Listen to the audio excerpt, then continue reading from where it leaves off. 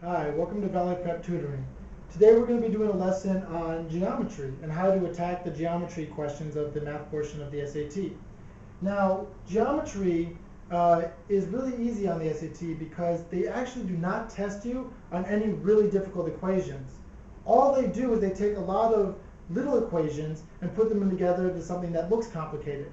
But we have a really easy strategy for you that's going to help you conquer it in no time and feel confident with any geometry question that you come across. The way to think about it is kind of like if you remember back when you were younger and teachers were teaching you how to decode big words like geometry.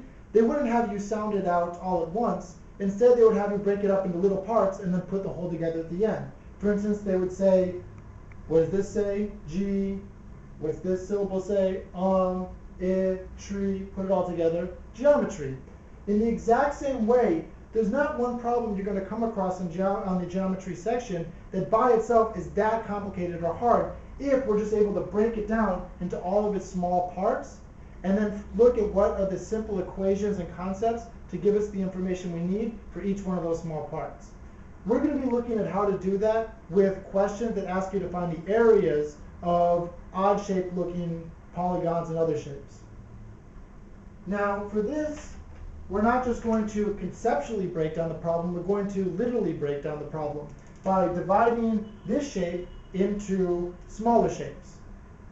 Ones that we can recognize and ones that have very simple rules. If we wanted to find the area of this shape right here, we're not given that much information. And it looks kind of confusing because you probably never learned in geometry class any equation that told you exactly what to do with this. But if we break it down from something complicated into something simple, like a triangle and a rectangle, now we have something very clear to work with. We can use a little bit of simple arithmetic to realize that if this entire length is 10, and this side right here is 6, because we have two right angles, meaning these are parallel, and therefore the amount of length here is going to be the exact same amount length there, then over here must be 4, because 4 plus 6 equals 10. So already now we know that one side is 4 and one side is 6. Now, when you're trying to solve the area problems, you just want to remember what the basic equation is. For the rectangle over here, it's going to be base times height.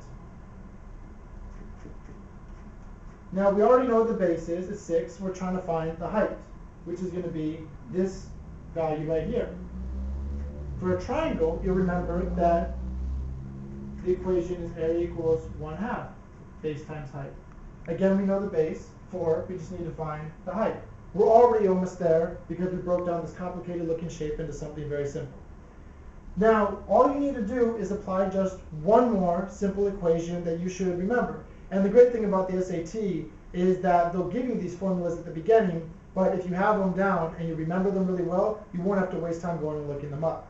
You should remember that anytime you have a triangle that has one 45-degree angle, remember this is going to be 90 degrees here as well because we have a straight line, and all straight lines are 180 degrees, so 90 degrees on one side plus 90 degrees.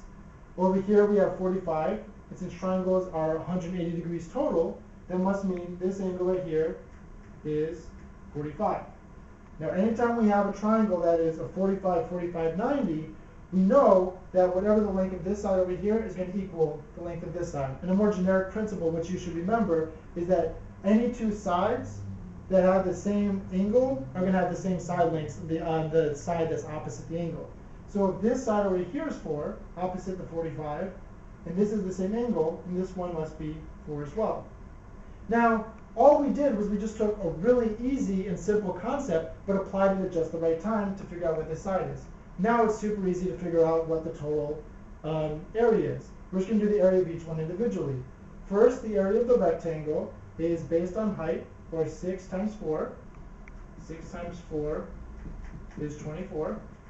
And over here, the area of this triangle is 1/2 based on height, or 1/2, 4 times 4, which is 1/2 times 4 times 4 is 16, equals 8. Now, if this area is 8, and this area is 24, all we're going to do to find the total area is just add them together. And 8 plus 24 equals 32. And that's our answer. And it's just like sounding out the word geometry. At first, it seemed very complicated, but all we did is we broke it up into separate simple parts. Remember the rules for each one. and we just add them together, and we get what the total equals in here, 32. This is another problem that seems a little bit more complicated, but really isn't bad at all if you know the trick to just break it down into its small parts. So we have here a circle that's, I'll admit, I did not perfectly draw, but a circle with a square inside, and we're trying to figure out how much the area is total of these parts that are still blacked in. Now you might kind of be nervous if you saw this on the SAT, and in fact I'll tell you, when I took the SAT I remember a problem like this, and I was really nervous because it seems like there's an equation that you should know. It just seems kind of like a shape that would come up that there'd be an equation for. But don't worry, you weren't supposed to learn any equation of how to deal with it. The first thing we do is just break it down into what are the shapes that we recognize. Here we broke it down into a rectangle and triangle. Here we see we have a circle and we have a square. And all we're going to do is we're going to figure out the area of both, and then subtract the area of the circle, take that and subtract the area of the square, and we'll have what we want. So we know that the area of the square is pi r squared, r being the radius. We know that the area of the square, so the circle is pi r squared, the area of the square is one side squared. Well, we already know the length of one side, which is 2, so the area of the square, 2 squared, is 4. So that's for the square. Now, this is where it gets just a tiny bit tricky. We need to figure out what the radius is, and we don't yet know the radius. Remember, the radius is the length of halfway across from one point on the circle to the other, in the longest line that you can make. This is a great place where, once again, when it seems complicated, we just take the shapes and break them down and find shapes within shapes. So what we're going to do here is, instead of taking this kind of messy, complicated square, simplify it and just turn it into a couple of triangles. And now all of a sudden we just have to work with a very simple principle of being able to find this side. You should remember, it's a very simple formula. When you have a right angle and two 45-degree angles, which we have because it's just it's 90 over here, and then when you cut it across exactly in the middle, these two 90 degrees turn into 45 each. Anytime we have a 90, 45, 45, the length of the middle of the longest line here, the longest segment, is going to be the length of one side square root of 2.